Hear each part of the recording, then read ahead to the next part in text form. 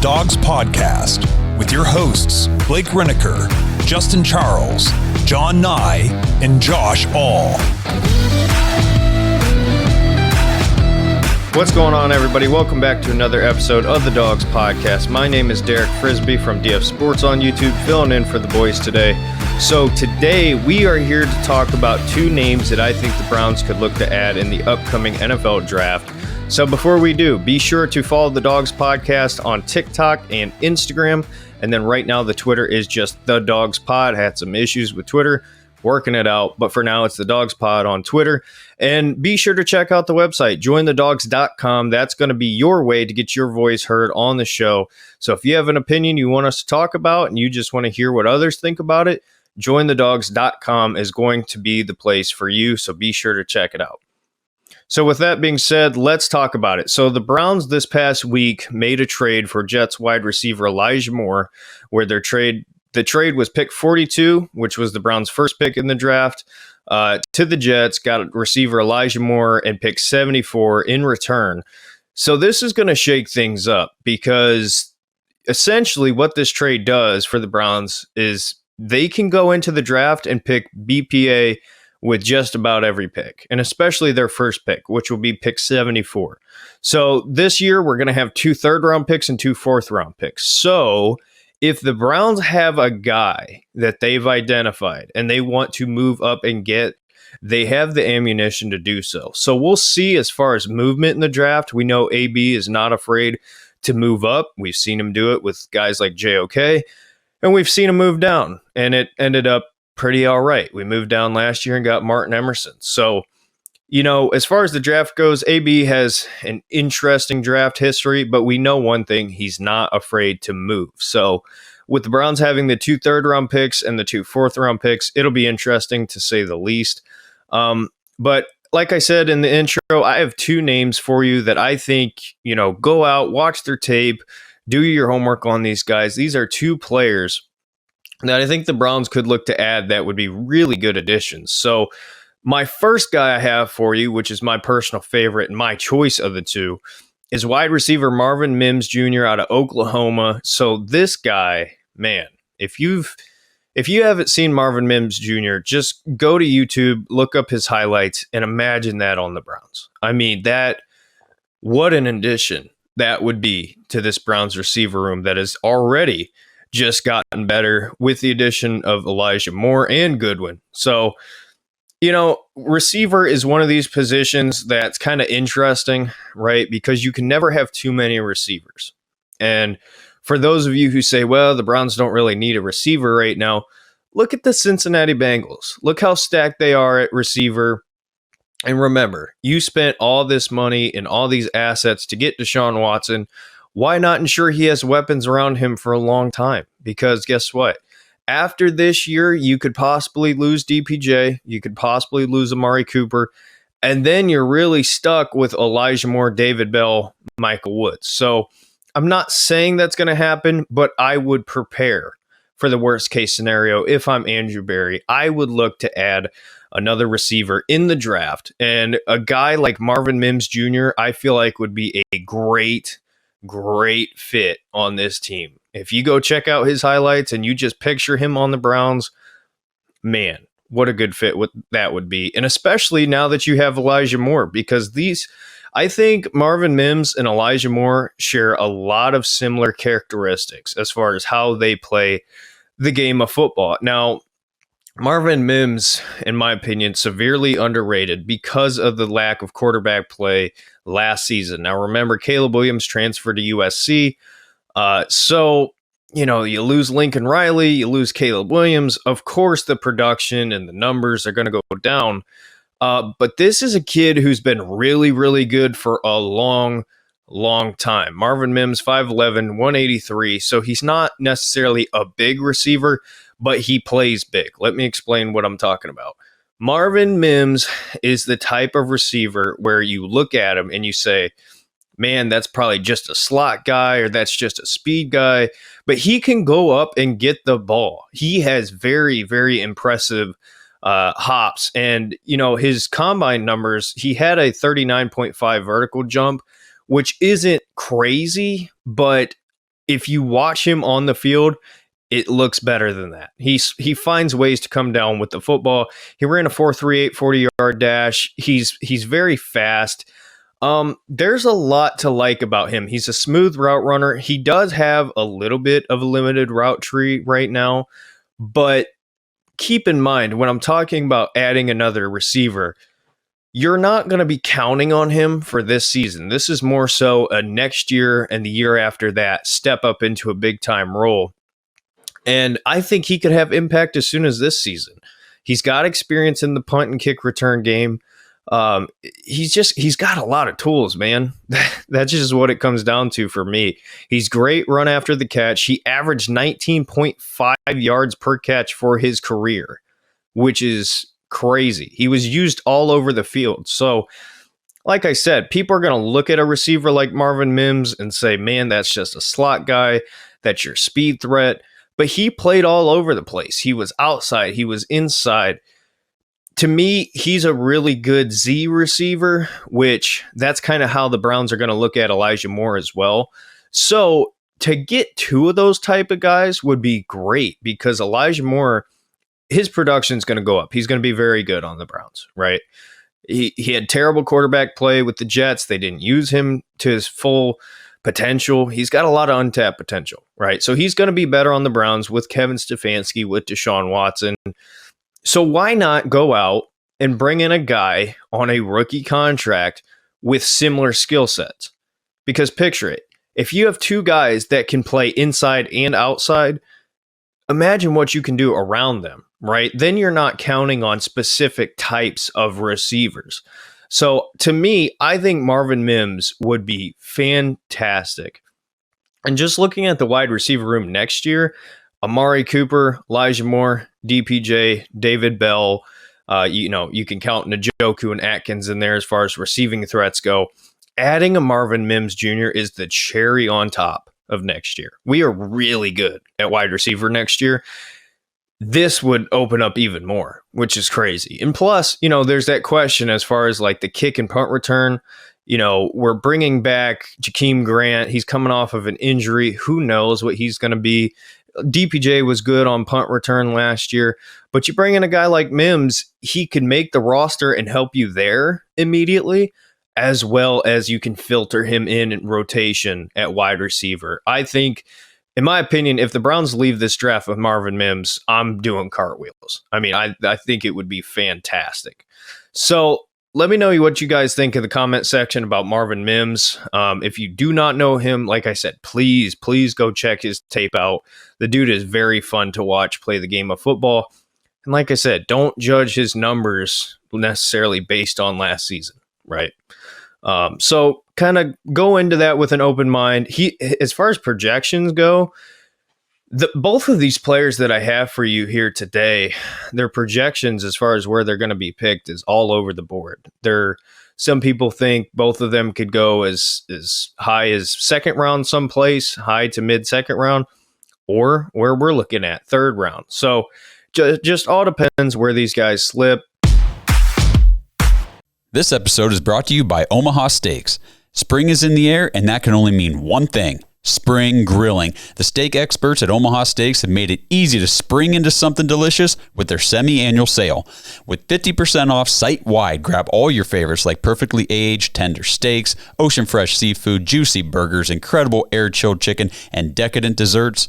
Plus, when you go to omahasteaks.com and use promo code DAWGS, DAWGS at checkout, you'll get an extra $30 off your order. It's the perfect way to get fired up and spring into something special. Don't wait. Go to omahasteaks.com, use code DAWGS at checkout. Take advantage of this deal right now. Omaha Steaks is ready to ship your order right away, and you're going to want to hurry because 50% off site-wide is only happening for a limited time. So don't miss your chance to save big right now. Visit omahasteaks.com, use code DAWGS, DAWGS at checkout. Get that additional $30 off when you shop their semi-annual sale today. Minimum order may be required.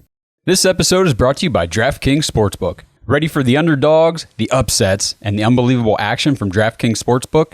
The biggest tournament in college basketball is here. Right now, new customers can bet just $5 on college hoops and get $200 in bonus bets instantly. Plus, for a limited time, all customers can score a no-sweat bet during round 1 and 2 of the tournament. Go to the app, opt in, and place a no-sweat bet this weekend. If it doesn't hit, you'll get a bonus bet back up to $10. Download the DraftKings Sportsbook app right now. Sign up with code TPPN. New customers can bet $5 and get $200 in bonus bets instantly. Win or lose, only at DraftKings Sportsbook with code TPPN.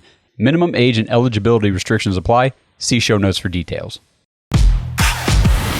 Now on to the next guy. Linebacker, Jack Campbell out of Iowa. He is 6'5", 249 pounds. So the Browns and linebackers, right?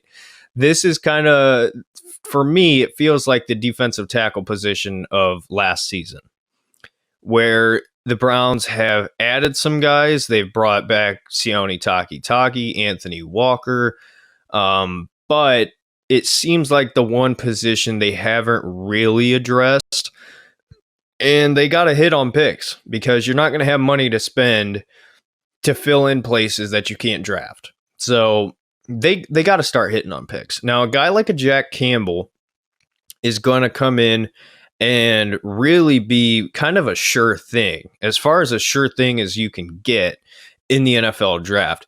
When you watch his tape, the dude, it's crazy. He plays the position right.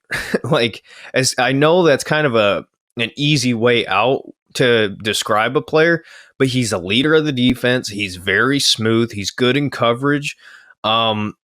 He's got, okay, so let's use a Madden term, right? Awareness.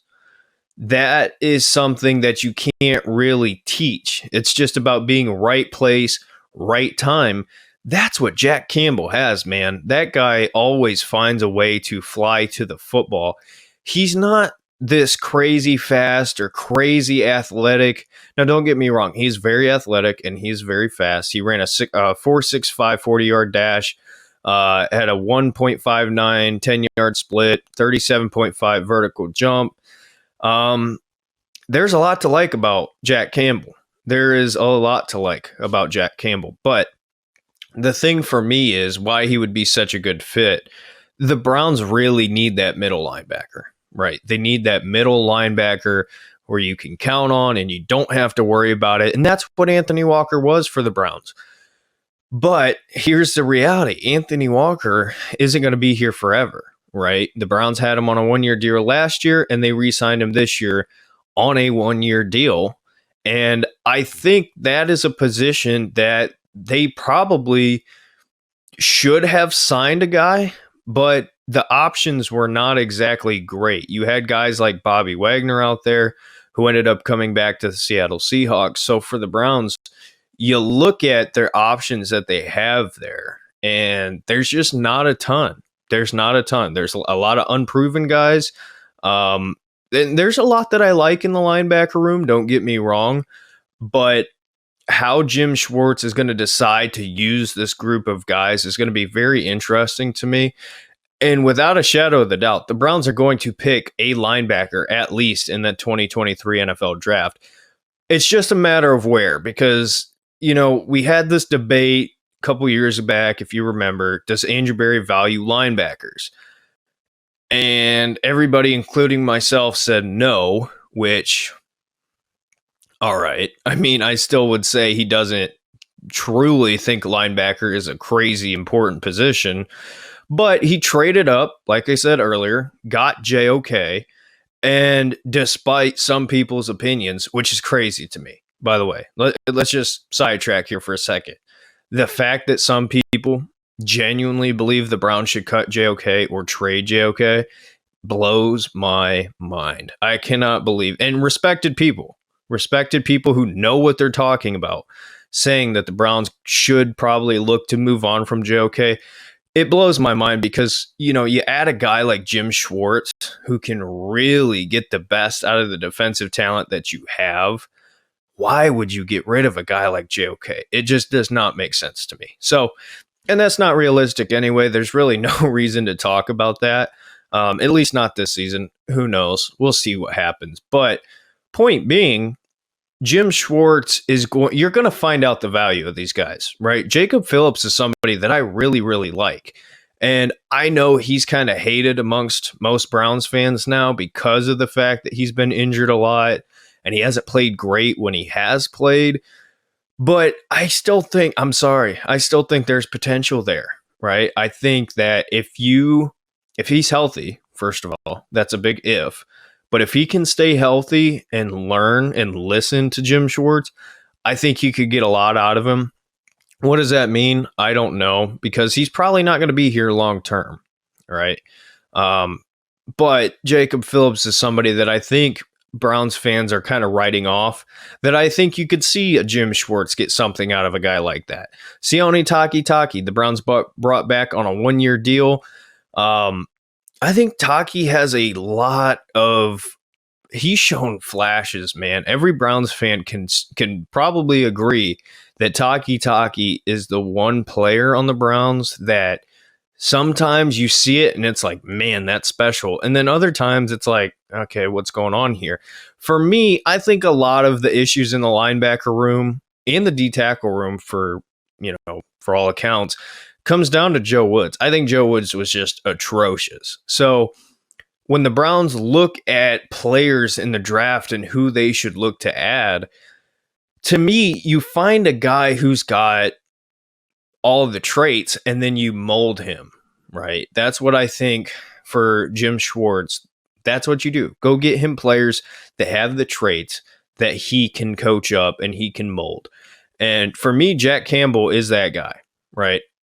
I don't know where he's going to be picked because many view him as an elite linebacker prospect in this draft. So of the two that I named for you here, Marvin Mims and Jack Campbell, I think Campbell is more likely to be off the board before the Browns pick just because of how deep receiver is.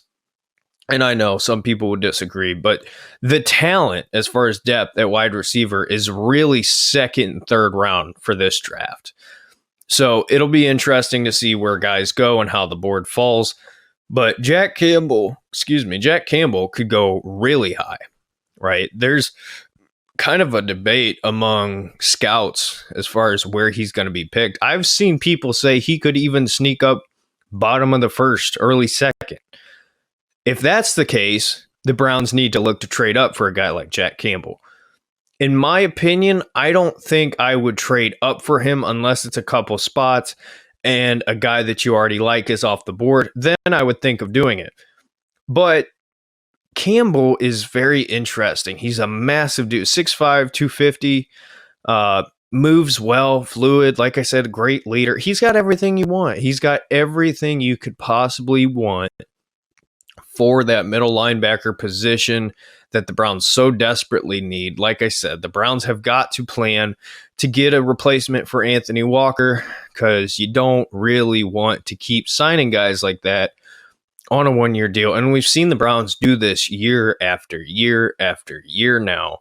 And to me, it's time, find your guy, do your homework, pick who you want. And Jack Campbell's not the only one. He's just my favorite of the possibilities that I have on this list for 2 here for you. But this is definitely a position the Browns have got to address.